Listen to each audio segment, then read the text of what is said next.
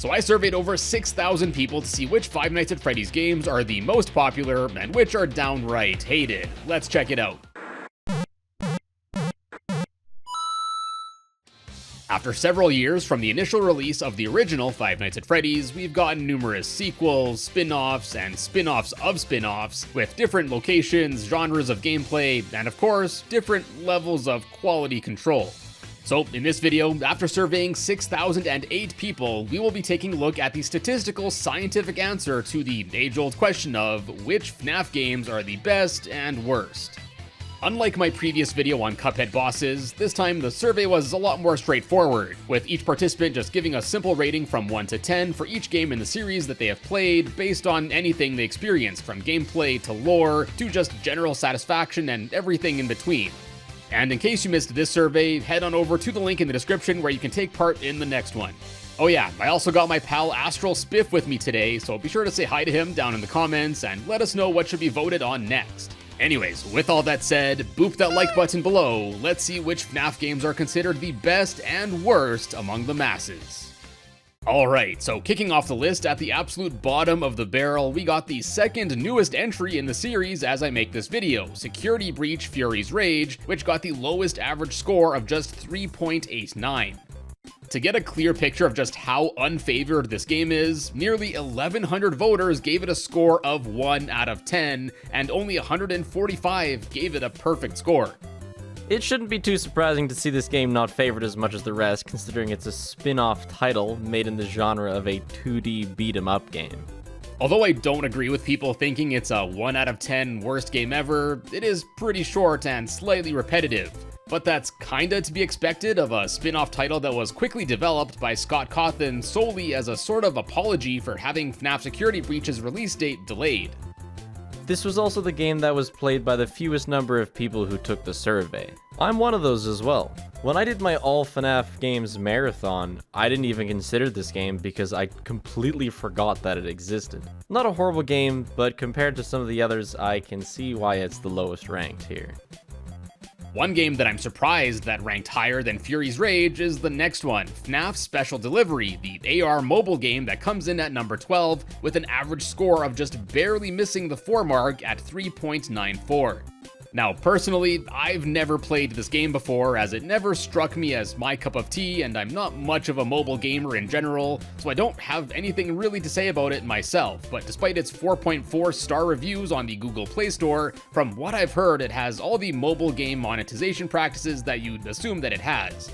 Yeah, the first time I downloaded AR, I had no idea what I was getting into, so when I opened it on my phone in bed, I was a little disappointed to see that I had to move around to make it work, and I went absolutely nowhere with it. This would be the bottom for me. And yeah, it basically just has you pointing your phone camera around a given area, making you look completely normal. It's again quite a departure from the other games, so to me it's not really surprising to see it ranking this low. Up next at number 11 is, big surprise, yet another spin-off, and this time this is actually a sequel to a minigame that was first introduced in another spin-off, FNAF World, where there, Freddy in Space 1 can be played as FNAF 57. Make sense? Great.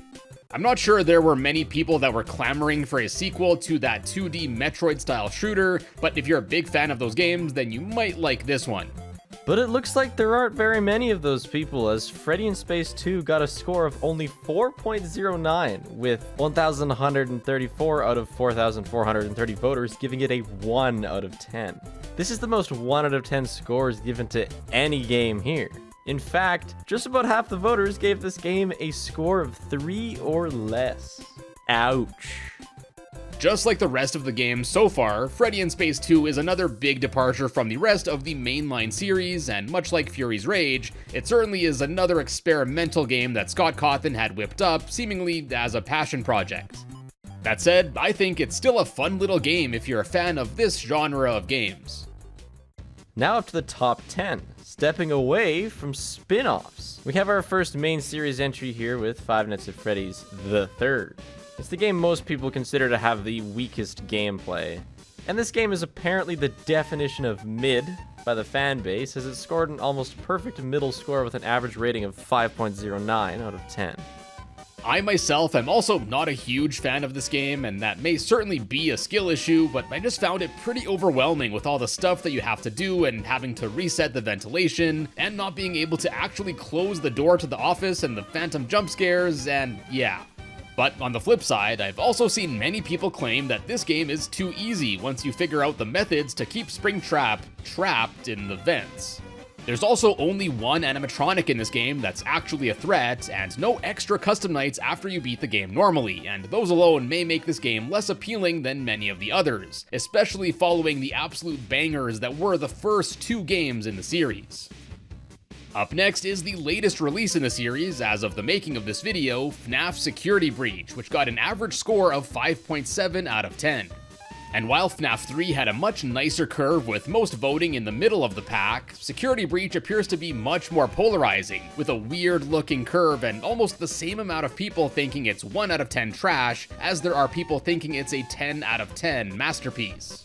This could be for a few reasons, but if you've been around since the game came out, you'll know that the game is infamous for being littered with millions of glitches. So many that one of the only challenge runs I've never done is beating the game without a glitch. It's wild. Many fans were also disappointed with the story, lack of character development, absolute truckload of content that went unused as I've covered in my videos, as well as all of the changes to the game that were observed when comparing it to some of the pre-release trailers. All this, coupled with how long fans were waiting for this game to release, appears to have been a recipe for disappointment for many. Now personally, I really enjoy this game, and although some of the bugs were incredibly frustrating, it's probably some of the most fun that I've had playing a FNAF game. It's certainly not as scary as some of the other FNAF games, and that's kind of to be expected as we're now in a functioning pizzaplex and not a rundown pizzeria this time, which obviously some fans of the series may not enjoy, but I thought the aesthetics and setting of this game were awesome. Anyways, yeah, at this point you can probably see why this game is so polarizing. And it seems like that at any time, if you were to ask any random fan of the FNAF series, there's basically an equal chance that they'll give you any rating from 1 to 10. Well, except 2. Apparently, for whatever reason, 2 out of 10 just wasn't as popular. Moving on, the next 2 games are almost tied, but just lower than the next one at number 8 with an average score of 5.85 is FNAF World. Now, if you're unfamiliar with FNAF World, basically instead of being a point-and-click horror game as every other game in the series was up until this point, this game took a major pivot and was instead a FNAF-themed RPG. You start the game with a party of 8 animatronics from the first 2 games in the series, and then you explore the world to recruit new pals, fight a bunch of wacky enemies, collect various items, as well as uncover a plethora of secrets in the overworld, some of which allow you to beat the game pretty quickly, as I've covered not too long ago in another video. When this game first released, it wasn't met with much enthusiasm from the general community, but I think, and it seems like, it's grown on many people. I can still understand why some don't like it as much just for it not being like the main games, but honestly, personally, I think the game is a good time.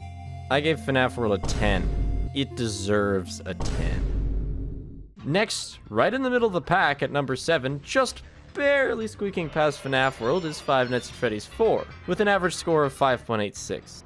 Often considered to be one of the scariest entries in the FNAF series, it shakes up the standard idea of being a security guard at a creepy pizzeria overnight, to now taking control of a kid unable to sleep as there's an onslaught of spooky, teeth-filled monsters coming from the hallways, closet, and even on your own bed. Although the FNAF series has always had an element of the player being able to use audio cues to help survive the night, FNAF 4 basically requires it, as you have to listen very carefully at the hallway doors to hear if the nightmare animatronics are still behind them or not. FNAF 4 also introduced the hallway minigame where you have to try and catch Plushtrap with your flashlight on the X marked on the floor. I think the atmosphere in FNAF 4 is really cool, and although it was interesting to see a departure from the series norm of using security cameras and such, I can't say I'm all too much of a fan of this game's mechanics myself. Then, following FNAF 4 is the next main installment in the series, 2016's FNAF Sister Location, just missing the 6 mark with a score of 5.95. Innovating with the series yet again, instead of doing the same task all 5 nights, this next installment actually has the player doing something different throughout the week. This includes holding doors closed from a bunch of baby animatronics, administering controlled shocks, and even some more traditional stuff. What was also cool is that this game introduced a bit of free roaming mechanics instead of just being stuck in one spot doing a task. With a greater variety in gameplay, and this game expanding even more on the series lore, it's no surprise that we see a lot more 8s and 9s with this one. I can't believe Sister Location beat FNAF World. I'm so disappointed. Now cracking the top 5 FNAF games as voted by the fans, at number 5 with a score of 6.52 is Freddy Fazbear's Pizzeria Simulator. What seemingly started as yet another spin-off title in the style of a retro game this time, eventually was revealed to be the 6th main entry in the series. Unlike the previous few games on this list where the curve was more flat, here we can definitely start seeing much more votes of 7 or higher, skewing the curve to the right side. Now this is probably the FNAF game I have the least experience with, so I'll let Spiff here give his thoughts on why he thinks fans voted the way that they did. The top 5 games on this list are here because they represent huge moments for the FNAF series, and many fans would have a hard time choosing how to order them. Pizza Sim is last of these 5 by small margins, probably edged out because its nights are kinda butt cheeks. They are. I absolutely adore the daytime minigames, but they don't bring the spooky, scary moments that most FNAF fans look for. We all know what makes this game iconic for your average FNAF fan. It's not the clown. It's insert start of connection terminated. This is, without much argument, the best ending in the series, and a really amazing way to wrap up the story up until that point. With the majority of FNAF fans, especially when this game released, not actually playing the games but instead watching playthroughs and theories, they sat in awe of this game, and it was without a doubt cemented for them as one of the best. Then, once again, just barely surpassing Pizzeria Simulator, at number 4 is Ultimate Custom Night with an average score of 6.53. Now with this game, you get exactly what's given in the title. You set up your custom night of fairly traditional FNAF gameplay and make it as ultimate as you'd like. Featuring 50 or 56 different animatronics spanning the various games throughout the series, the game's kinda like a love letter to fans of this series, and it lets anyone play because you can just set it up however you'd like. Want just the original 4? No problem. Want every character in the game at max level? You got it. Want just Trash and the Gang and Rockstar Foxy? Sure. Having all 50 characters maxed out also introduced the 50-20 mode, where the challenge is to survive a whole 4.5 minutes, which is easier said than done. My best so far is like 3 seconds.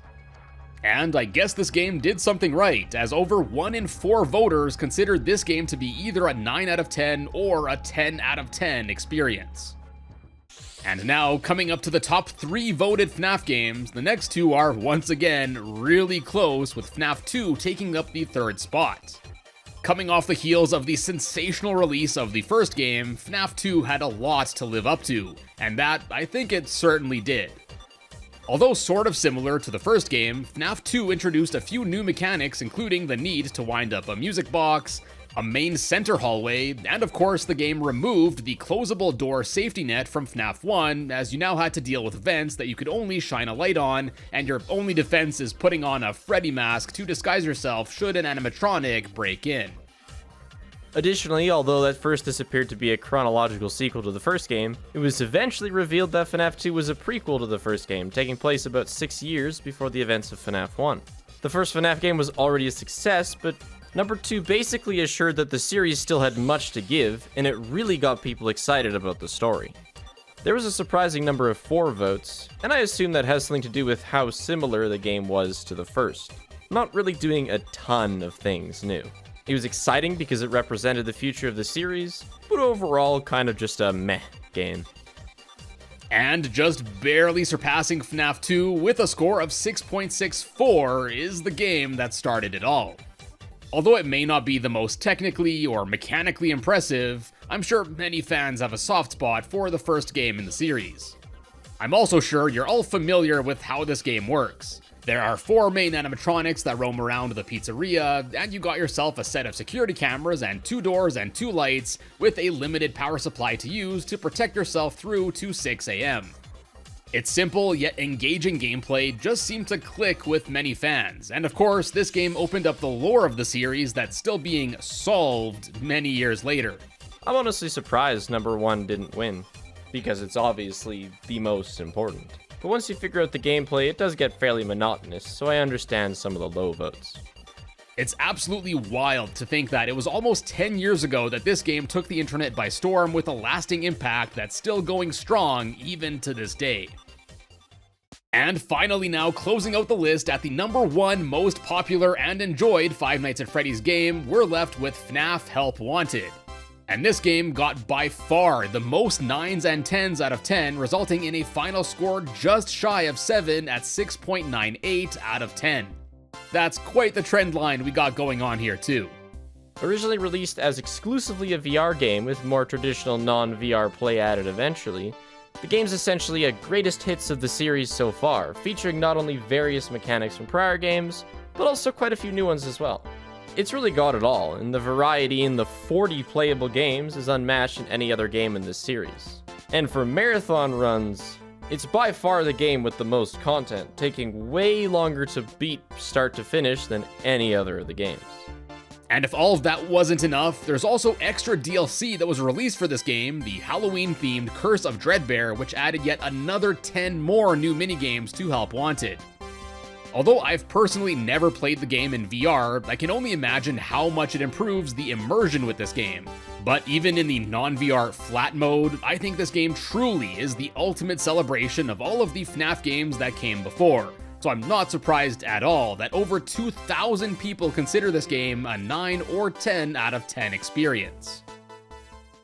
And that, my friends, is the FNAF series as ranked by you, the fans.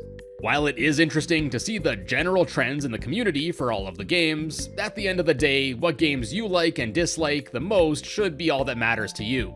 And a special thanks to AstralSpiff for helping out today. I reckon most of you already watch his stuff, but if not, definitely peep his channel. And while you're here, check out some of my other FNAF videos, and be sure to subscribe to find your way back here in the future. And as always, thank you all so much for stopping by today, and I will see you in a bit.